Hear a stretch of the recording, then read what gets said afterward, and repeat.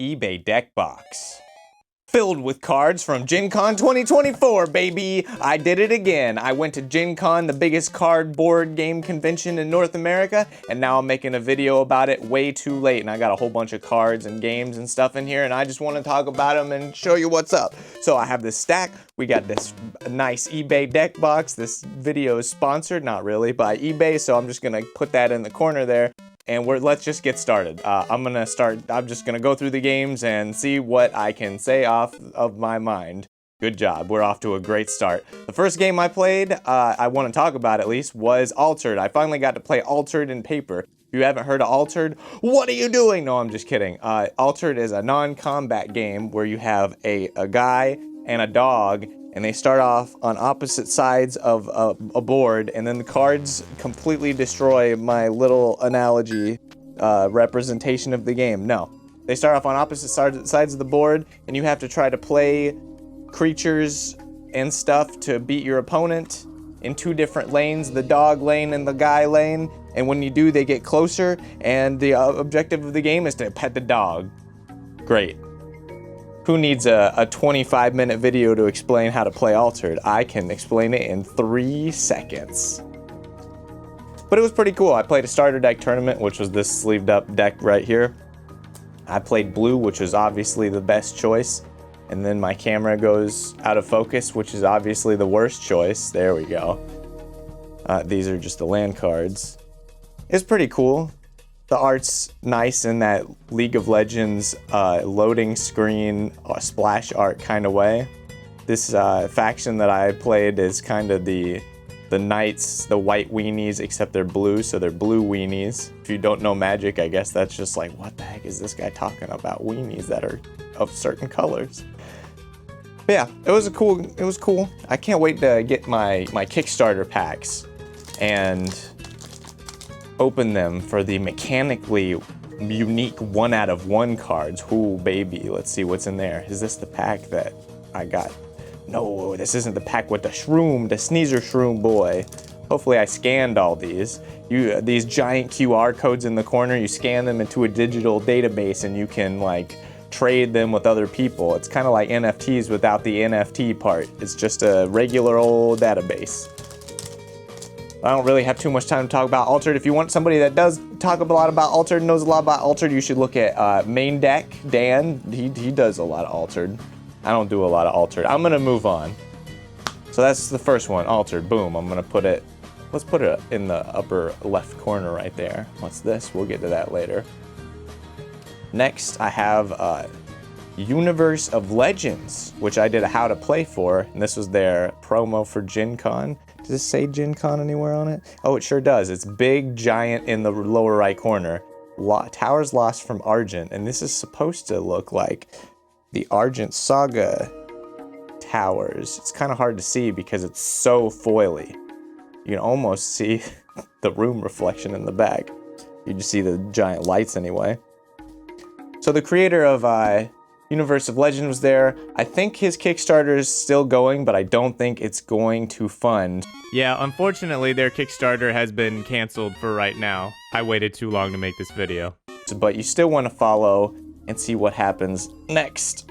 He was also selling his little starter decks to get your feet wet with the game. And I have some that I haven't opened, so I could go quickly look through it. There we go. The meme of me not being able to open things continues. So here we got our starter deck, Universe of Legends. We're gonna look through it real quick. This is another any card is resource game that has creatures. I guess this is a legend, not a creature. There's units. Oh wow, my camera's actually tracking that this is a face. I usually don't see that on trading cards. That's interesting. If you'll notice, the card art is all grayscale, and that's because this was like a special pre-release kind of deck before the actual set gets printed, so it's different than the ones you would end up getting. It is a Yu-Gi-Oh!-ish creature battler game, except there actually is a resource. It's any card is resource, but some cards can be played out of the resource area, or they have effects there. It's from this keyword spark right here. Things with spark can be done from the resource area. And then it's also a shield game. These are items. And the spells in the game are in a Yu-Gi-Oh! Extra deck. So all these spells are, boom, on the side. You get access to them whenever you want, which makes it more complicated, but probably gives it a higher skill ceiling as well. We have the shield cards, which have different effects. Maybe when they flip up, they're not face down. The top shield is always face up. Oops, sometimes it's upside down. And sometimes they have, when this barrier is destroyed, boom, it gets destroyed. This next one gets revealed. This one's also destroyed. Boom, it gets destroyed. Watch the one reveal. Oh, when this barrier is revealed, summon a 1-cost creature from your universe, which is your deck, rested. So sometimes things happen when the shields die. Sometimes things happen when the shields show up. And it's nice that they have 2 different card backs, so they're easy to differentiate. But yeah, that's Universe of Legend. It's pretty neat. You should see my how to play if you want more information other than this like 3-second little bitty by there. I'm gonna put that next to the alt-haired and continue. All right, next I played Ultraman. Now Ultraman, the TCG, they're making an Ultraman TCG. I guess I should start with that. What the heck? That seems kind of random. Is that IP big enough to support a whole entire trading card game? And the answer is, I don't know. I guess they think so because they're making it. Here, I have some demo decks. All right, in Ultraman, it's a pretty simple game. You basically put a guy face down, and then your opponent does the same thing, and then you both flip them up at the same time and see who has the bigger number and wins the round. Anybody that doesn't win the round gets tapped. And the next round you play in a new lane, and you just go until somebody wins 3 rounds in a single turn. But the thing is, some characters are leveled up versions of themselves. Like this is Ultraman Taiga 1, and this is Ultraman Taiga 2. Now you could put the level 2 face down, and he would use the first number in combat. So he would be 7,000 because there's only 1 card there. But there's a step after you play a card face down is that you can level up an existing character, boom, like that. So now this guy is a level 2. He levels up. It's both Ultraman Taiga. He levels up to 2. And now you use the second number. You use the 11,000. And that's it. I don't even know. Let's see. What kind of effects we got in here? This guy, Ultraman Taiga, the Duracium Beam Torrent. When this character enters play, you may give one of your opponent's characters minus 1,000 BP for this turn. Okay. Oh, this guy's got an effect. While this character's battle opponent has type speed, this character's BP grade increases by 1. So I guess that's the bottom thing there. There's a lot of vanillas in these decks. When this character enters play, but only as a level 2, because there's the 2 little dinks there, the 2 little cards, you may give one of your 0 plus 2,000 for this turn. I guess that's the 0, because he's Ultraman 0. I guess you can have multiple Ultraman 0. Here's a level 3, it goes up to 16k. Now there is one other card type. I think the way this works is at the beginning of your turn, you can just play one of these if the round counters match the number of lit up pips here. So you could play this on the first turn, activate once per turn, no cost. Oof. Give the battle opponent of one of your 0 type power or speed for this turn. Is that... Oh, okay, that's why it matters. While this character's battle type is power, this character's BP grade increases by 1. Interesting. But yeah, that's kind of it. It's just kind of a really fast game. Played the demo and then completely forgot about the game until I was trying to make this video and being like, oh, I have to talk about that. What is it? But yeah, I'm not sure if this IP just has enough juice to keep a trading card game alive. I personally, I'm like a big Godzilla fan, but I don't know anything about Ultraman. It'll be interesting to see how that fares and how the effects look like on the whole set. You'd think by looking at this, it's very similarly laid out to a Bandai game, but it's not actually a Bandai game. It's made by the company, I think, that has the rights to Ultraman. Editing me. Fact check. All right, so on the Ultraman card games website, it says the game was made by Tsuburaya Productions, which is the company that's always made Ultraman. But if you look at their parent company, yep, it's Bandai. All right, next on my list, I didn't play this one, but I went and saw the Anarkey booth. They had some cards and whatnot there, and I could not tell you anything about this game. I know it involves dice, and I know the back of the booster box gives you a chocolate chip cookie recipe, and that's about it. Oh, and Danny Trejo was the promo for the Kickstarter. I will have to come back to this one. I'm sorry, Anarkey. I'm gonna have to move on. Next, you know, it wouldn't be a goddamn variety TCG video without me talking about Primal, because they just keep coming out with new stuff, and I just keep having it to show off. They had a new card exclusive promo for Gencon, and read this effect here. We got activate, opponent's turn, main phase, exchange of abilities, discard this card from your hand. Negate one card or effect put on the chain that would search the deck for a card or put any character into play.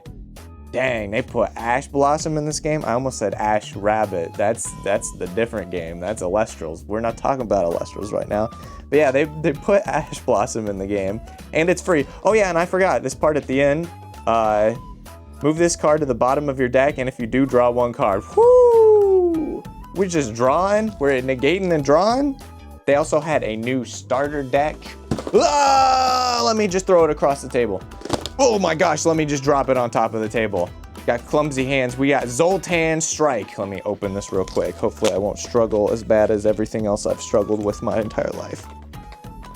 Boom. See, I'm okay. We have to find the most important card of this deck, which is this one.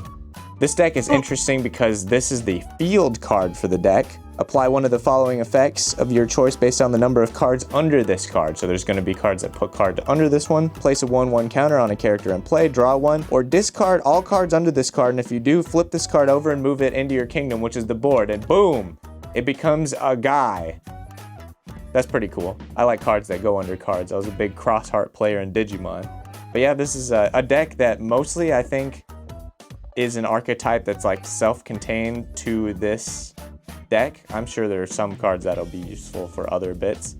We got the usual Primal stuff. We got monsters, we got waifus, we got other things. There's one like girl working on a mech. That's pretty cool.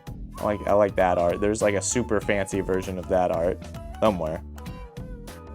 And we have some spells and stuff.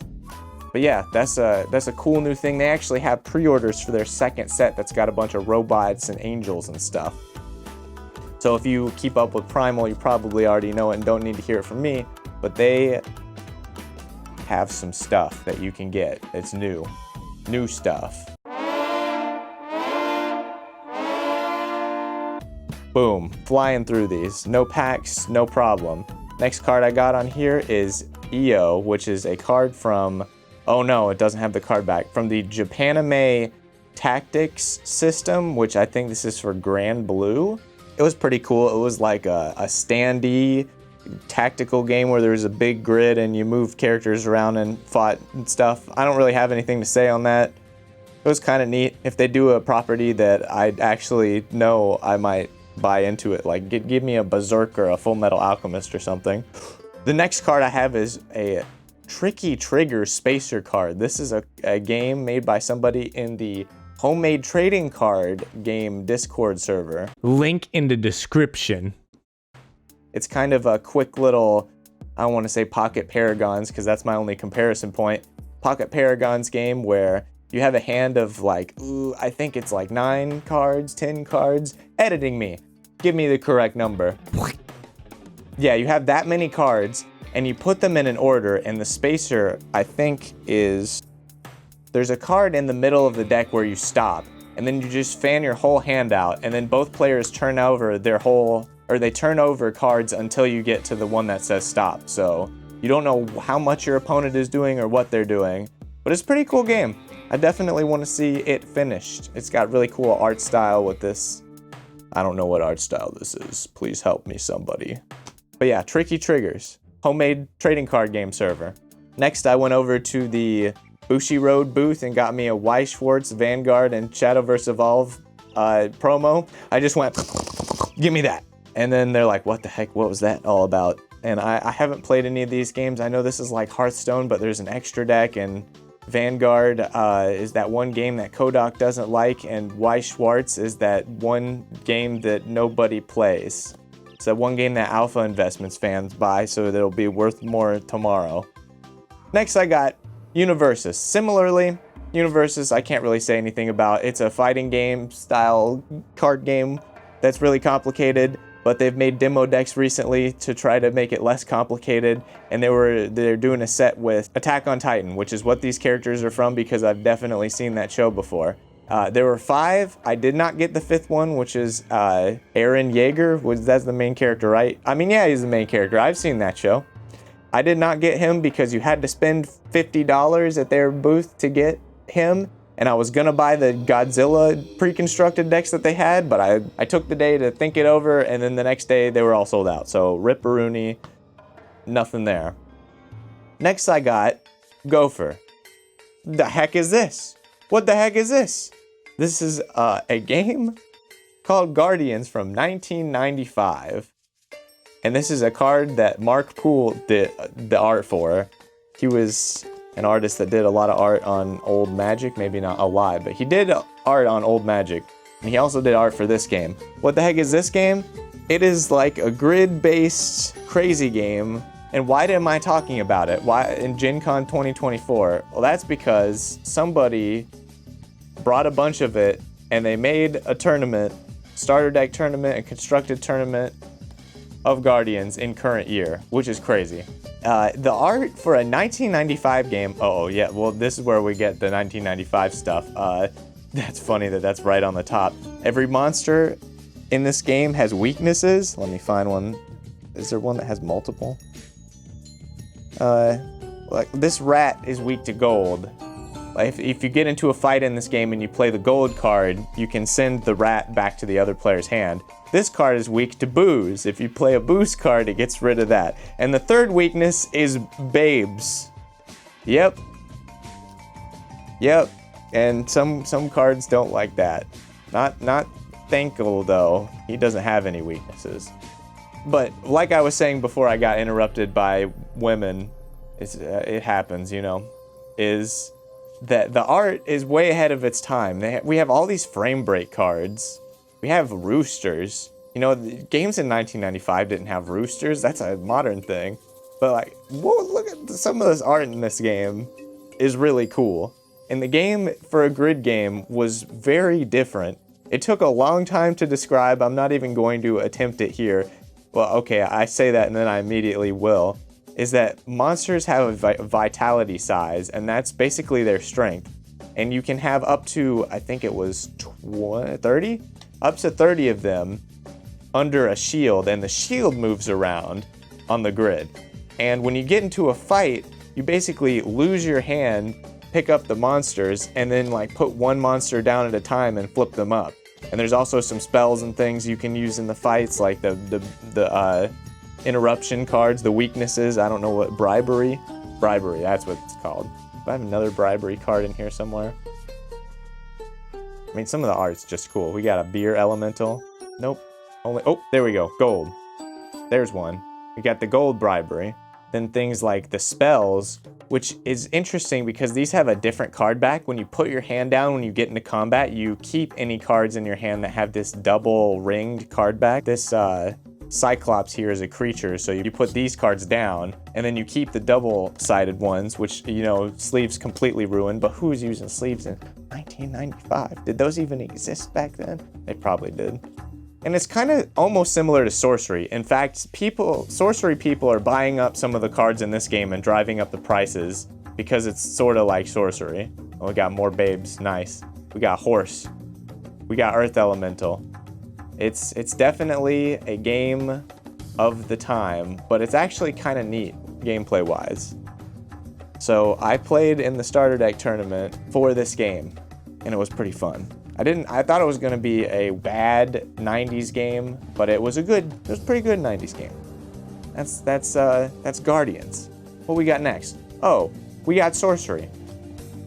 Sorcery was at the oil stadium, the football stadium, the oil stadium. Well, it's called the Lucas Oil Football Stadium, whatever. The football stadium, which has a bunch of other games, and I didn't actually make it out there this year. I had enough to do in the main hall, but they had their booth in the main hall, and the playing was all done in the stadium.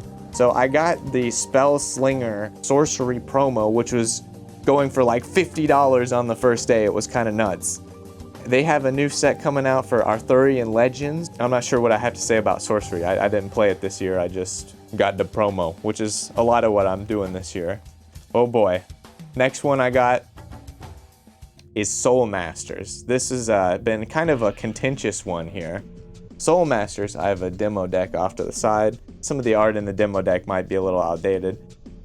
Soul Masters is a creature battler game where the whole thing is over the art and its use of AI, or not AI actually, because it's not AI, or sometimes it's AI, sometimes the background is AI. I don't want to talk about the art, except for one thing that I'll get to later. Creature battler game, leader card, 1, 2, 3, 4, 5, 6, 7, 8 numbers on the leader card. That's a lot, and none of them are, I guess these two. These two say what they are, attack, defense, but these blue, red, 4, 4, it's like something about resources, and there's 4 crystal, and... Alright, sorry, editing me here. I'm gonna have to replace whatever the heck I was saying, because it kind of sounded like I was having an aneurysm. This is kind of a creature battler game, but there's also these core cards that are like dedicated resources. But the only thing they really do is let you pull out one of the resources that you have face down, because normally it's an any card is resource game, which is kind of weird that they have a generic resource that's entire purpose is just to fix the normal resource system. I don't know. Then you got the creatures that do the battle. You can do that thing from Vanguard where you can block from hand using one of the stats. I think it's either the blue crystal or the green shield. It's one of those. Then we got some more units, a bunch of front-facing, probably AI inspired at least. And then we got the spells. Look at this. This is a spell, which looks like a unit, but then there's like this swoosh on there, and that makes it a spell. Then we have this one. This one actually looks pretty good. Then we have this one. It's another front-facing character, but then you can see there's like this rawr on there, and that's what makes it a spell. And they just all kind of do like that. It's kind of hard to tell the difference between what a unit is and what a spell is. I tried to play this game before, but there were just things missing from the rules, and it was really rough to try to play. I know there's a language barrier thing here, and I hope they figure that out. And yeah, that's Soul Masters. Oh. I have Oshi Push, which is the Japanime VTuber card game, and we finally have a pack. So let's open that pack. I don't know anything about... I think this is like a Marvel Snap kind of game. Is it just one card?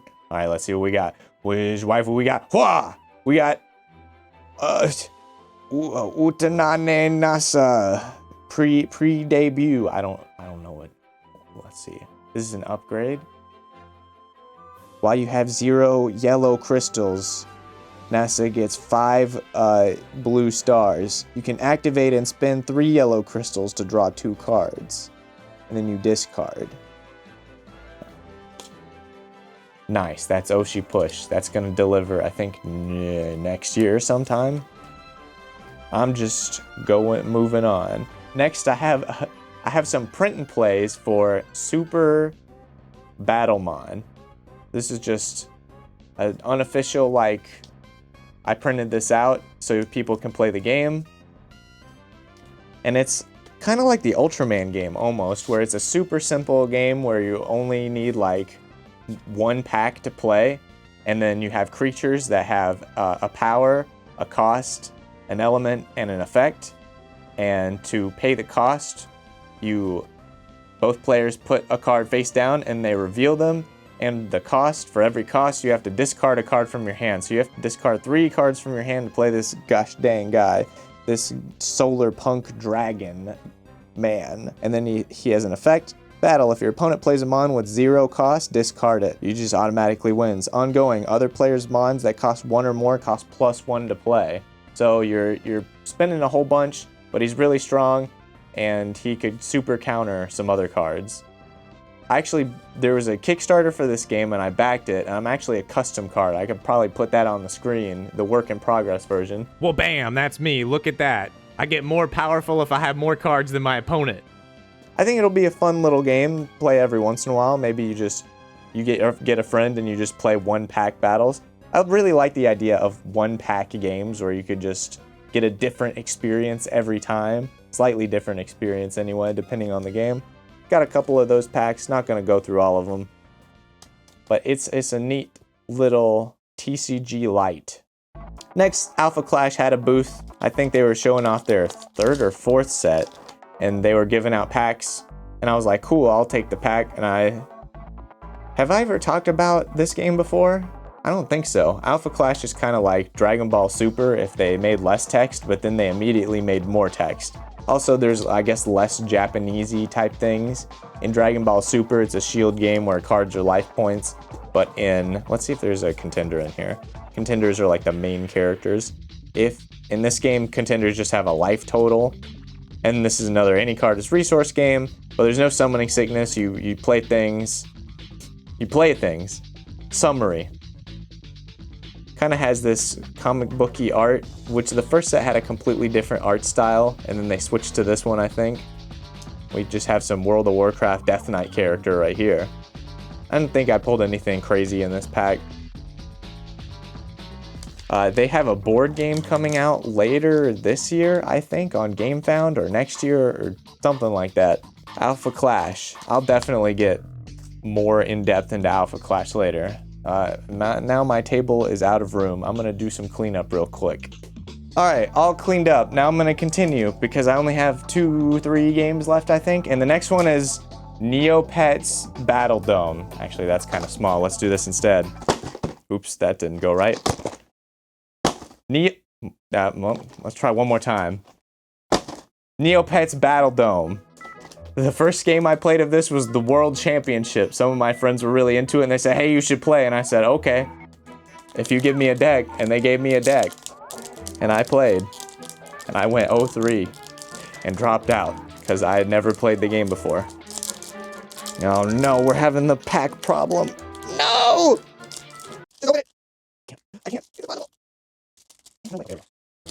This is the participation pack. Let's hope I just didn't, lower its quality by 2 times. Wow.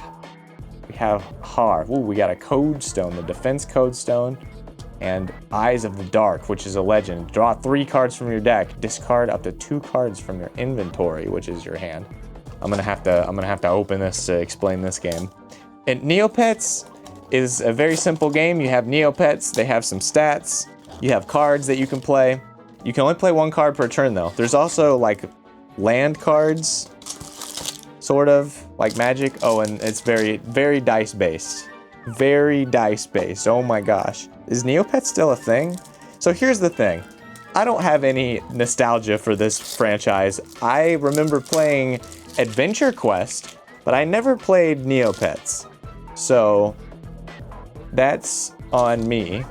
Okay, here we go. We got a Neopet. This one, Akara, is starry, has 10 health, 2 attack, 4 defense, and 7 speed. And there's some other ones. Maybe there's only 2? Oh, nope, there's 3. 3 Neopets in this deck.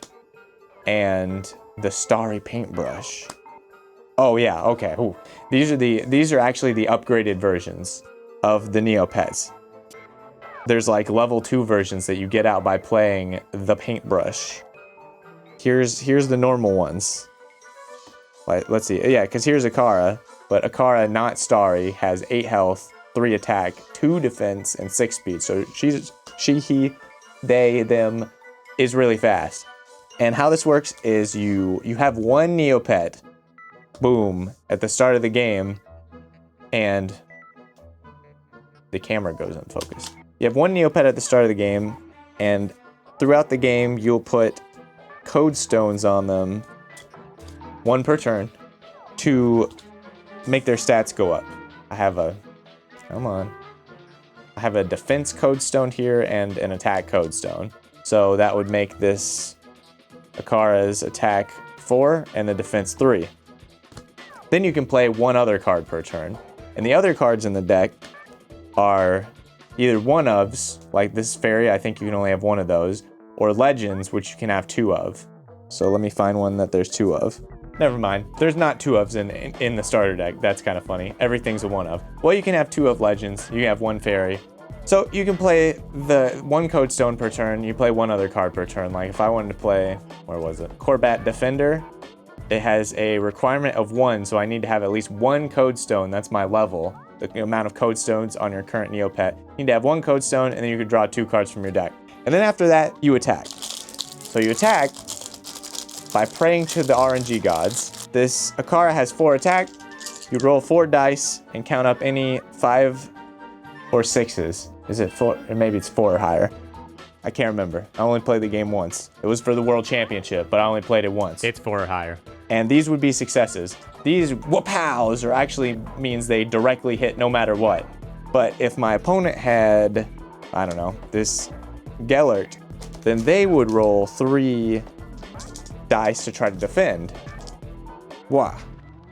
And they didn't defend anything. So all my 2 attacks that were guaranteed to hit are still gonna hit. But if I had a 5, and they also rolled a 5, then they could defend against one of the attacks.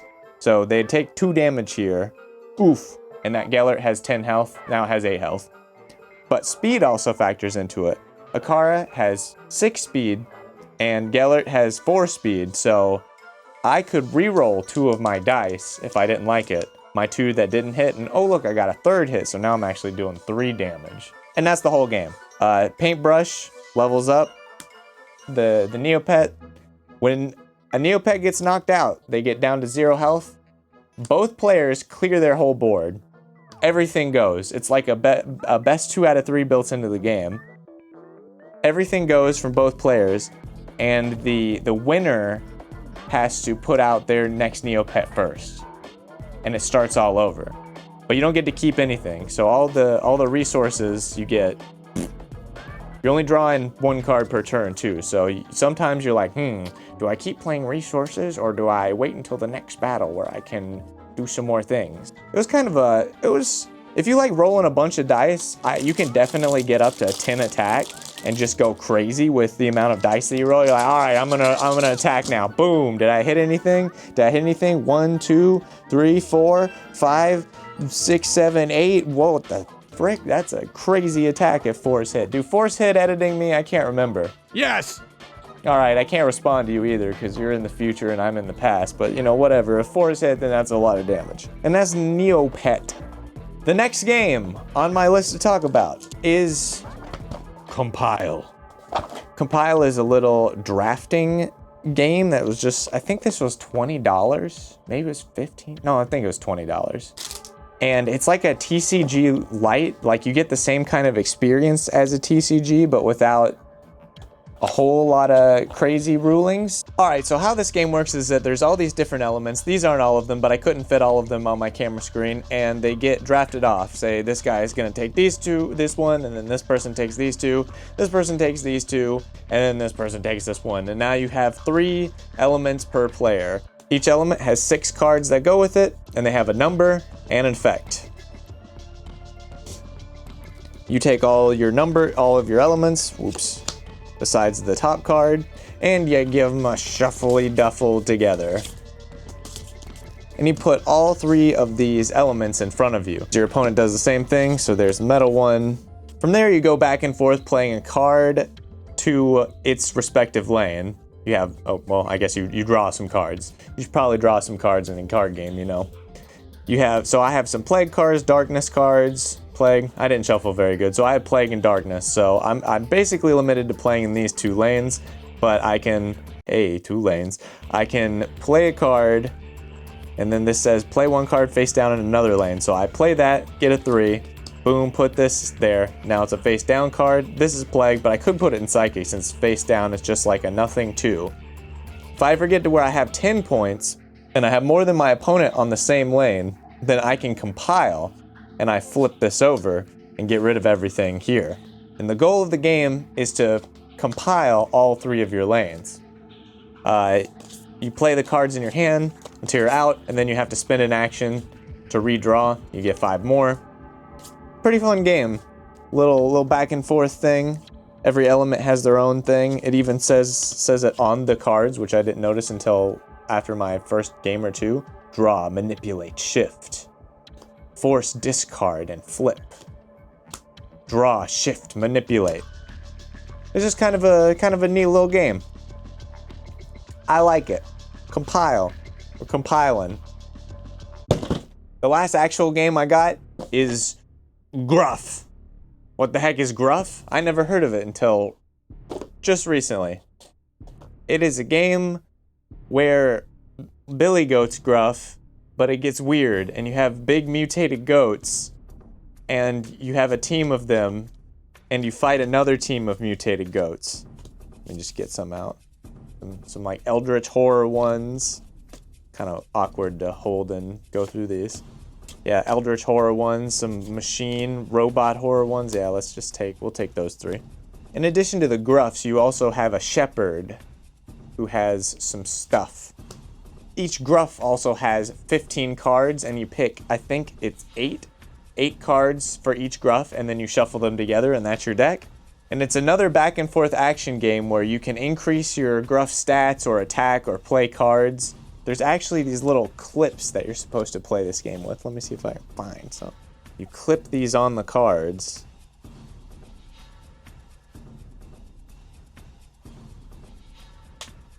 And you can increase the stats. So the fat is the health, the mean is the damage, and the weird is how much mana they contribute to your Shepherd, who has a crazy meter.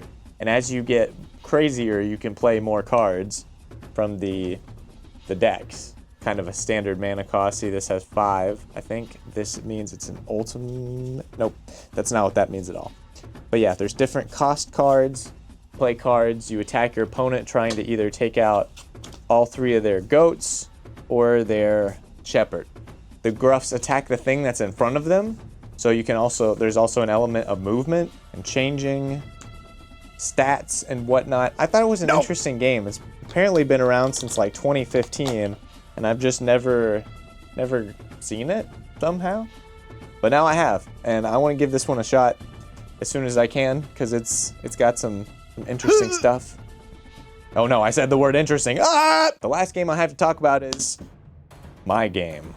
I've printed off some copies of a game I've been working on with a friend. It's basically Monster Hunter. It's called Predator or Prey. This is all placeholder stuff. This is just AI art. This frame is manually done, and this card back was done by somebody. Hey, shout out to the homemade trading card game community again. But this game is basically Monster Hunter. You get a team of 3 hunters, and you have to fight a monster. Here's a snail. We got a snail monster. And in the game, there's a circular grid where the hunters have to run around, and they attack at either melee or ranged. And they have these basic actions on the card, and they run around trying to hit the monster. The monster is always in the middle of the circle, and it rotates around, and it tries to attack based off of its current position. Let me see if I can... Like this spin hits all the melee zones because it's all red. This strike of opportunity is the little raptors trying to get in on the fight, and you can hit any of the long-range zones. It's been pretty fun so far. I was trying to wait until we had some actual art assets to put like a really good video together for it, but I thought I'd include it in here since it was part of the Gencon experiences that I got to play this in paper for the first time. And of course, coming back from Gencon in the like 2 or 3 weeks since it's been, I think every single hunter and we had 2 monsters. We had a dinosaur. Where's the dinosaur? We had a dinosaur and the snail. Because we had sword and board, strongman, ranger. We had a scout, a heavy weapons guy, and a battle drummer. And all of these are different. Like, they're all, at least one of the cards has changed. The hunters also have cards, and some of them are actions. Like this one is a sword and board card because it's got the sword and shield. And then that matches with this hunter, so he can use that ability. This is a strongman card. It can hit from melee or ranged, and this card just says do everything. So that was really overpowered card. This is a generic hunter action that any hunter can use. Then we also have items that go on the hunter's tool belt and they can do things with it from there. This will give them extra armor, which is like temporary health. But yeah, Predator or Prey. We have a Discord for this game. We try to do testing every Thursday. That's a thing you can do if you want to come be a giant snail, or if you want to be a dinosaur. You can do that. Or if you want to be the hunters, we actually have been playtesting 3v1 where each hunter is a different player, and that's been working out pretty good. Predator or Prey. And that's gonna do it for my Gencon 2024. I feel like this video's kind of been all over the place, me just rambling very shortly about a bunch of games, but I guess that's kind of what my one last year was too. So if you like this video, give it a thumbs up. Or tell me that I should never do this ever again. See ya.